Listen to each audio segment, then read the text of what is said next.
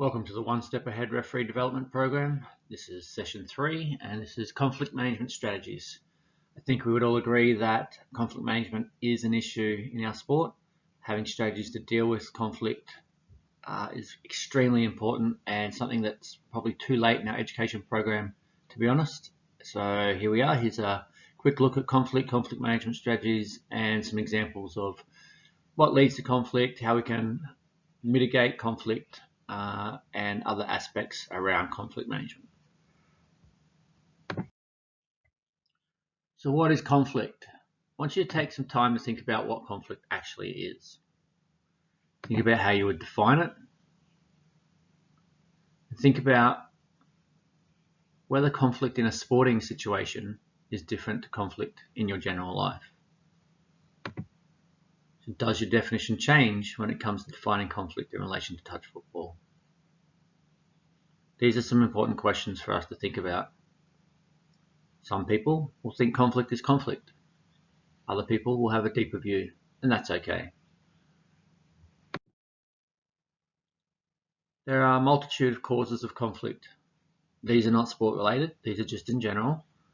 Poor communication, lack of compromise, needs not being met, prejudice, intolerance, self-interest, ignorance, desire for power, lack of empathy, and making assumptions. All of these or combinations of these often lead us to conflict situations.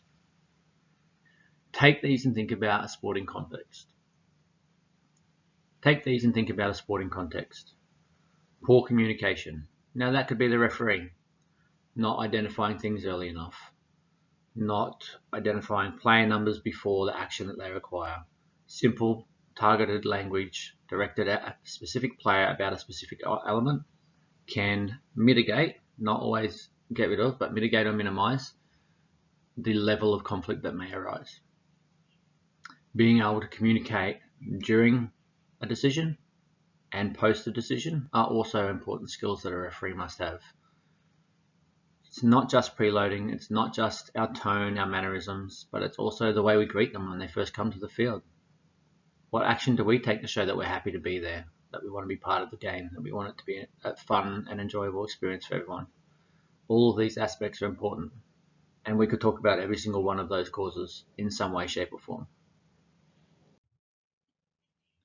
What I find really valuable is taking myself out of a situation and thinking about where do I go or what do I naturally do when I'm put in a conflict situation. So for most people, it's fight or flight. So if you're looking at the slide in front of us, down the bottom, fight, competition, flight, avoidance. Yeah. So a win and lose situation is our fight. Yep. Game on, based on power. I'm the referee, you're the player. I'm the one who tells you what to do, you do what I say. Okay. That may have to happen at times, but it's not the best policy for us to look at. Avoidance then. So we withdraw from the situation so that it doesn't get too heated. We're not really sure what to do maybe, or we try to remain neutral and not really dictate any terms, not apply the rules as they're required. It may delay conflict occurring, but because both parties are then uncertain of what's happening or where they're at or what's going on, it may result in more questioning, more lack of assertiveness or ability to apply the rules effectively, and in the end the game falls apart in some way, shape or form. So it's a lose-lose situation. So we need to be moving away from that into one of the other situations. So there are times where we need to be accommodation, peacemakers, where we need to suppress or smooth over a difference that's occurred. We might have to apologize for a decision, even if it's that, I'm sorry that you feel that way, this is what I saw, or I didn't see that that way, this is how I saw the situation, or whatever. Like, we're not saying that one party is right and one party is wrong and that's all there is to it. It's just identifying that that's perhaps not how you saw it. If you make a mistake, that's okay, you're human. Apologize, move on, rectify the situation if you can.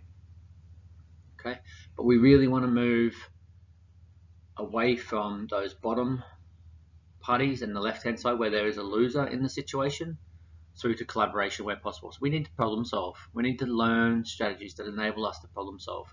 So we need to be assertive, not aggressive. We know that. We've talked about communication in the past. And cooperative. How can we get our captains on side? How can we ensure that they're then assisting us with difficult players? How can we all work together for the best interests of the game? They're things that we need to work out. Things that we'll discuss a little bit, but things that you really need to learn as you're going, and with your mentors. Rely on your mentors and your referee coaches for information, for ideas, for strategies. That's what they're there for. Okay? We need to think about what happens, objectively evaluate the different views. You might have a player who's really upset about something. Emotions can dictate our actions, unfortunately, and it happens at the worst of times. So we need to ensure that we don't get emotionally attached to a decision, emotionally attached to a game, emotionally responsive to a player. We have to try and stay calm, as neutral as possible in terms of our emotions. Okay, it's okay to say that you're not happy with the way that somebody's speaking to you. You won't accept behaviours in a particular manner. It's not okay to get reactive to a situation and just send people willy-nilly or call them different names or whatever else. We need to be above that. We need to be the leaders in our sport. Okay. Hopefully by doing that, the mutual respect will stay. Captains will support our decisions, will assist us with players that may or may not agree with our decisions, and we can get to a positive outcome where all parties win. Sometimes we need to be creative. We do have a disciplinary process. Once someone has been sent for a sin bin, the next step is a send-off. You do have the right to speak with the captain and say, if you're willing to have your player no longer participate in this game because you don't feel it was send-off worthy, and they sit them out for the remainder of the game, that can be your action. Okay? You do have those rights to be a little creative. So, returning to the question, what is conflict?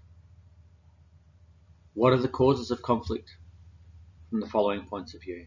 From our sport, from referees, from players, coaches, spectators. The list can go on. These are just a couple. But really think about it. Think about the different points of view. It will make you think about conflict in a different way.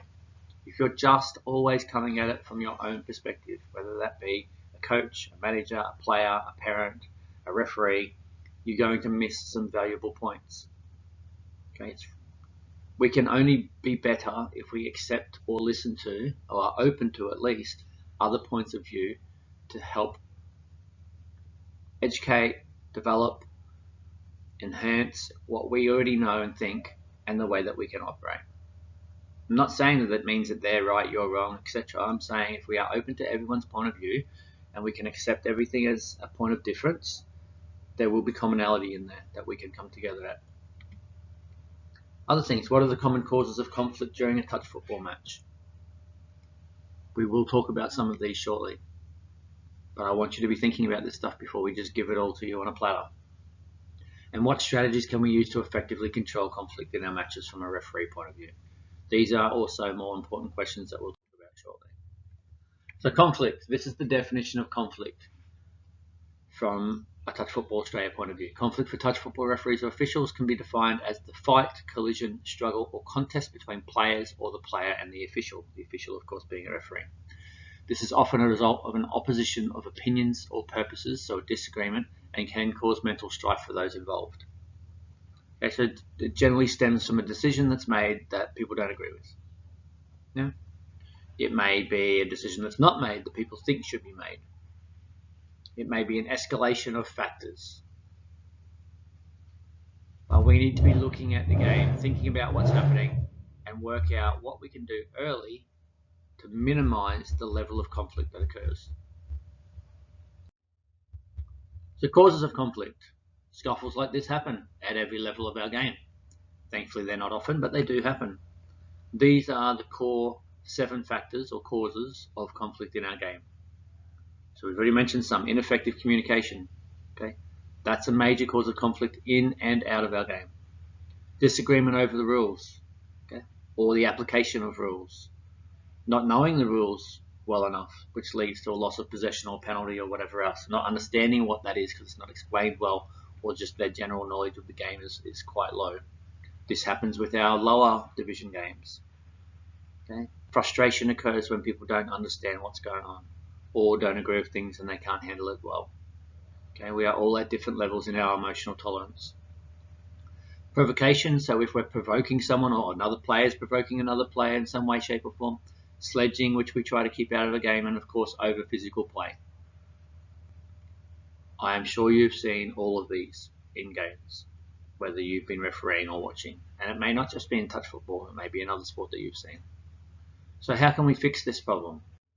We have a set process in touch football that we like all of our referees to use, and this is it. Okay. We know that at times it is hard to stay calm. Sometimes you need to walk away from a situation. Sometimes you need a breath. There are always opportunities to pause the game, bring your other buddy referees on, have a conversation. Whilst doing so, you're moving the teams apart so that they also have a moment to calm down, to relax, to be out of each other's faces, and then we can deal with the situation. We can use hand gestures. Open palms are better than finger pointing. Okay, just think about what kind of hand gestures are appropriate and aren't appropriate, which ones will resolve conflict as opposed to build the tension. Critically, we need to maintain a two-way respect. Now, when you're being abused and yelled at, the respect still needs to be maintained one way if possible. Okay, there is no point lowering yourself to the same standard and yelling back, calling names, whatever else. Okay, being sarcastic, I've seen that as well. So none of that helps us resolve the conflict, which is our role. If we can move to avoid confrontation, that may be where we're positioning ourselves.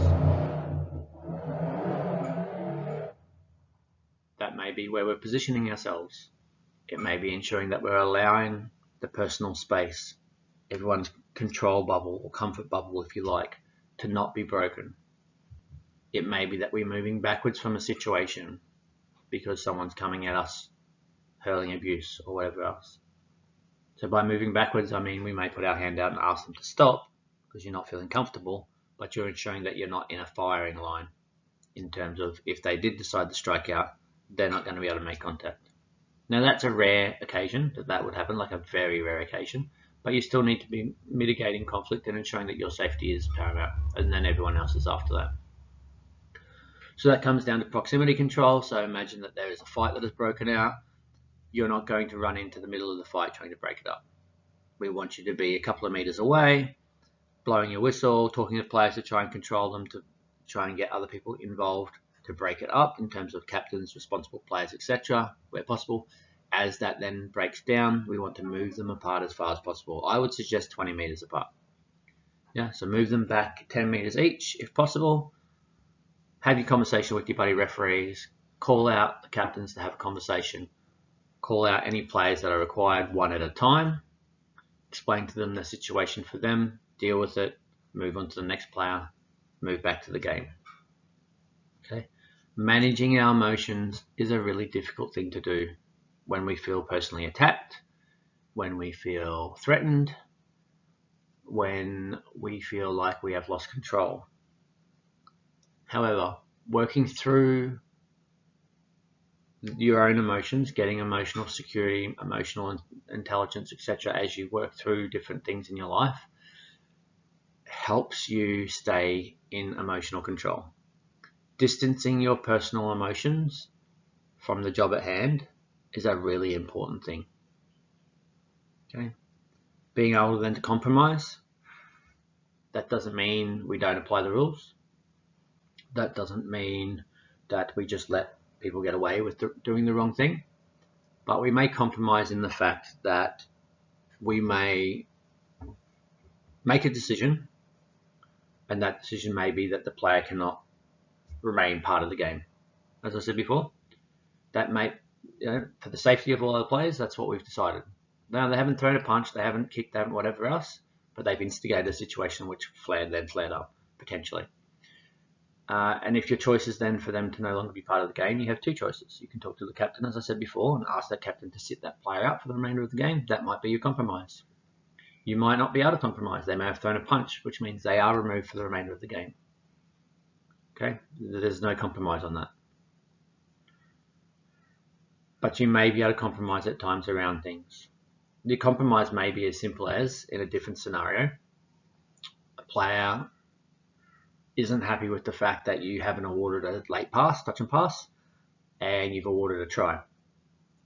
So that player may run at you, hurl some abuse at you. You inform them that they need to stop swearing at you and speak to you in a calm and respectful manner for you to be able to address their concern. They may continue, you might have to stop the game, call the captain over to have a conversation, have the captain calm them down, and then have a conversation about that situation. Now, the statement you make to that player may be, look, I'm sorry that I didn't see it the way that you saw it, but I will look more carefully for late passes in the future. That may be the statement that you need to use as a compromising statement for them to feel at ease that they're being listened to. Because it's important that people feel listened to. That's why we have to use our active listening skills. Okay. And really, I guess the other core thing, when there is an incident, we really need to focus. Focus on a number of aspects. 1, we need to focus on what is happening. 2, who's involved, who's instigating, who's responding. 3, at what level is that occurring? And 4, what then do I need to do as a result of seeing all of these things to ensure I get the decision right? Okay, so focus on your processes to get the outcome that you desire.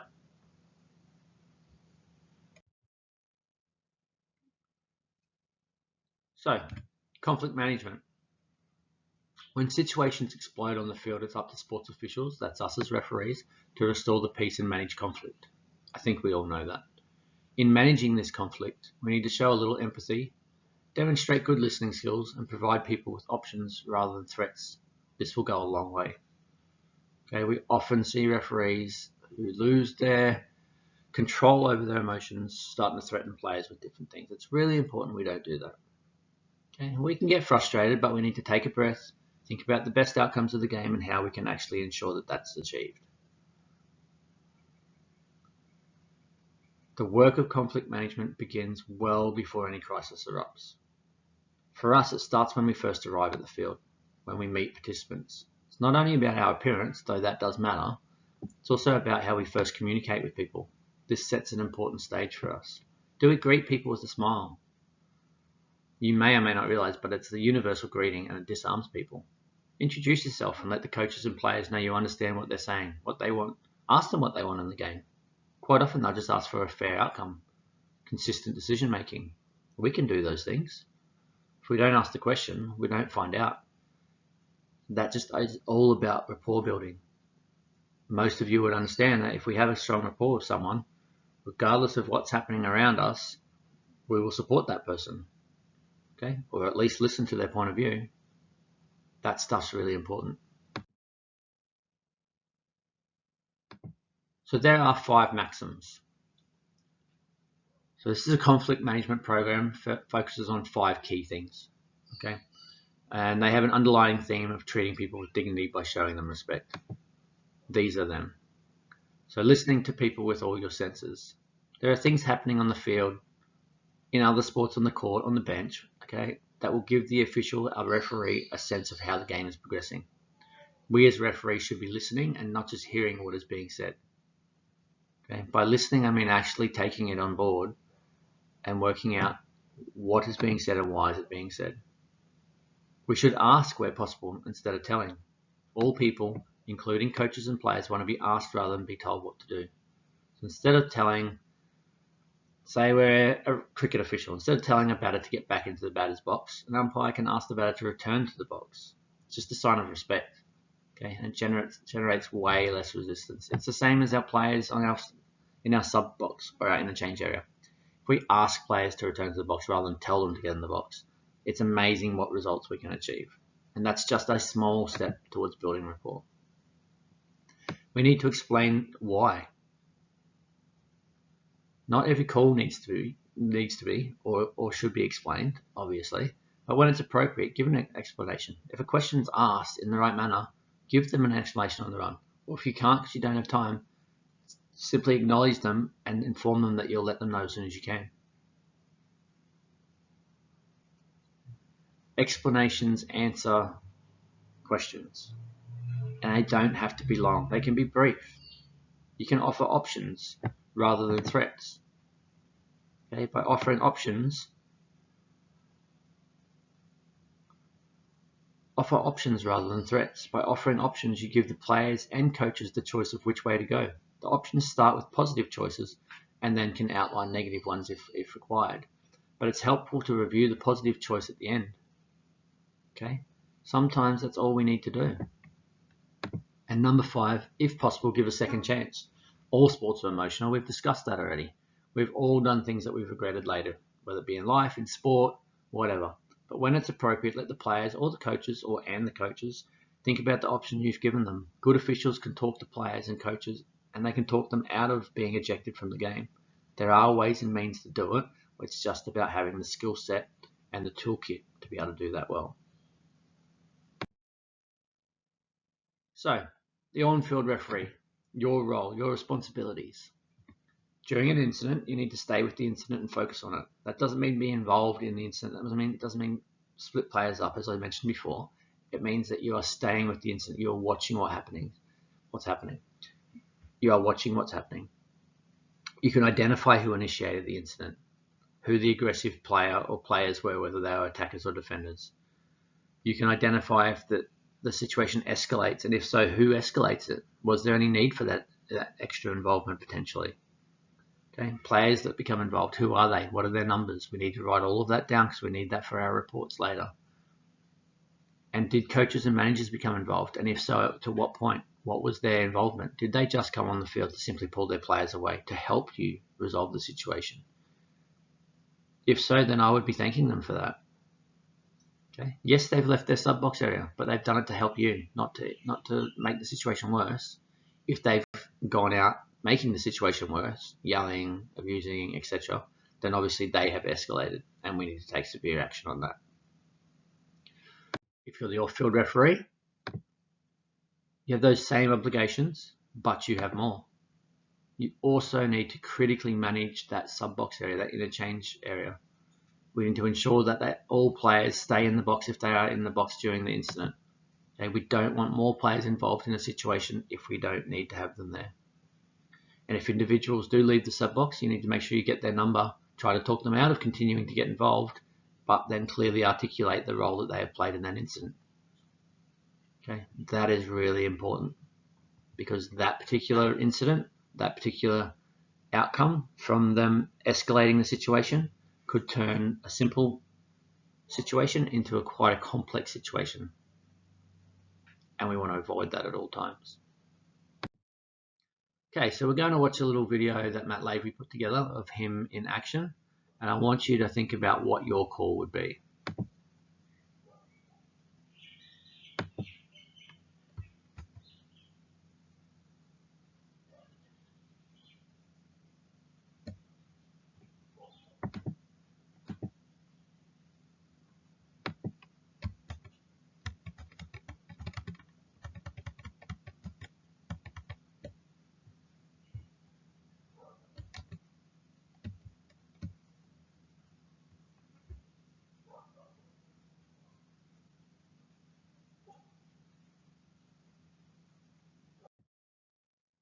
Okay, so let's move on to look at the key features in a win-win approach. So we mentioned a few different processes or strategies earlier. Now just let's look at one win-win approach. To achieve a win-win approach, we need to concentrate on the approach, not the outcome. We have to have the outcome in mind, but we have to know what our process is to get there. We need to focus on the issue itself. Take a broader perspective. Think about who got involved, why did they get involved, what could we have done to mitigate it, what do we need to do now to ensure that it doesn't escalate further. Try to make it easy for anyone involved to say yes, okay? To agree that they got involved, to agree that it wasn't appropriate, to agree that there needs to be a change in behavior. By doing that, try to strengthen your own approach rather than weakening theirs. Okay? By that I mean we're not trying to dictate to people, we're not trying to push people down, we're not trying to make people feel bad about things. What we're trying to do is ensure that people take responsibility for their actions, and that we are able to then work with them in a respectful manner to get a better outcome. Okay, let's have a look at a halftime conversation of a game where there was some conflict in the first half, late in the first half. You can see the referees have indicated the score. They're having a small conversation around the incident. They've called a player out, which is the captain of this particular team. And now the lead referee in this instance has a conversation with him that the referees have just discussed and agreed to. So they're identifying clearly and precisely exactly what the issues have been, and what they need from that particular person. Okay. Then they come back together and they speak about what happened, what they discussed, where they were at, and where to move from here.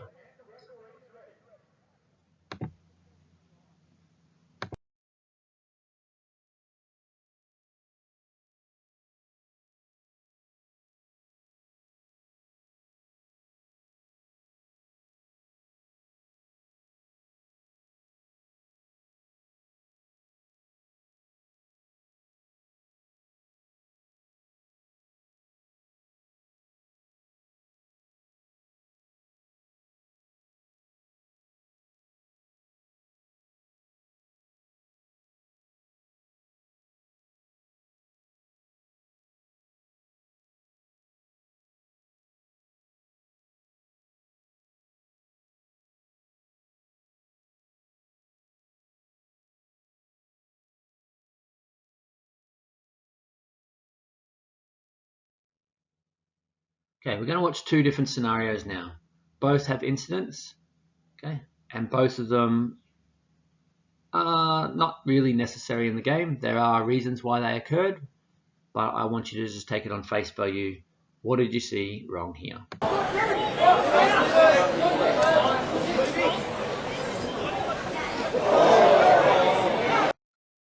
that was the first one. I'm not going to show you a second time. You can go back through the video if you really want to see it again.